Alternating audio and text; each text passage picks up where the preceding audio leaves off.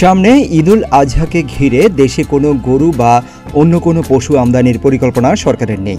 সেই সাথে অবৈধভাবে কোনো গরু যেন দেশে প্রবেশ করতে না পারে সেই জন্য স্বরাষ্ট্র মন্ত্রণালয়কে অনুরোধ করা হবে বলেও জানিয়েছেন মৎস্য ও প্রাণী সম্পদ মন্ত্রী আব্দুর রহমান।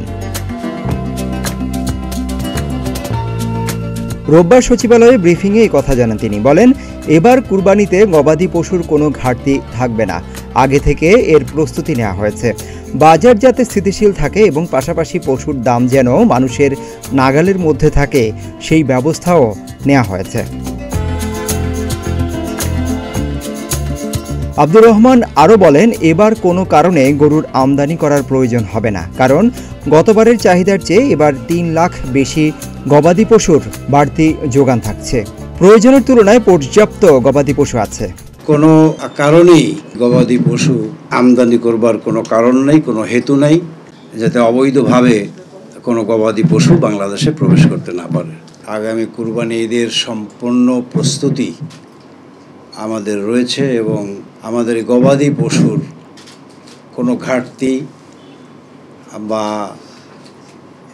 এই গবাদি পশু নিয়ে কোনো ধরনের মধ্যস্বত্বভোগীদের যেই একটা বাড়াবাড়ি থাকে সেটির ব্যাপারে আমরা অত্যন্ত সতর্কতার সঙ্গে অত্যন্ত সজাগের সাথে আমরা জিনিসগুলো অনেক আগে থেকেই প্রস্তুতি নিচ্ছি, বাজারটি যাতে স্থিতিশীল থাকে।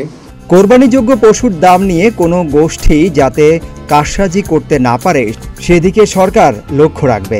পশু যাতে মানুষের ক্রয় ক্ষমতার মধ্যে থাকে সেটা নিয়ে খামারিদের সঙ্গে কথা হয়েছে জানান মন্ত্রী। তিনি আরও জানান, গত বছর ঈদুল আজহায় 1,25,00,000 গবাদি পশু বাজারে ছিল, কিন্তু অবিকৃত ছিল 19 লাখ। সেই তুলনায় এবার 1,30,00,000-এর বেশি পশুর সরবরাহের আয়োজন রাখা হয়েছে।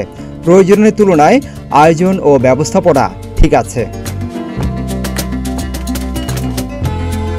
এ সময় ফরিদপুরের মধুখালীতে 2 নির্মাণ শ্রমিককে পিটিয়ে হত্যার বিষয়েও কথা বলেন স্থানীয় এই সংসদ সদস্য। বললেন, মন্দিরে হামলার ঘটনাকে কেন্দ্র করে 2 নির্মাণ শ্রমিককে হত্যায় 13 জনকে গ্রেফতার করা হয়েছে। 31 জনের বিরুদ্ধে 3টি মামলা হয়েছে। আবেগে গানা ভাসিয়ে যারা এর সাথে জড়িত তাদের গ্রেফতারের সব ধরনের চেষ্টা করা হচ্ছে। খুব শিগগিরই এর ফলাফল পাওয়া যাবে বলেও জানান তিনি। সিদ্দিকুর রহমান রোমন, প্রতিদিনের বাংলাদেশ।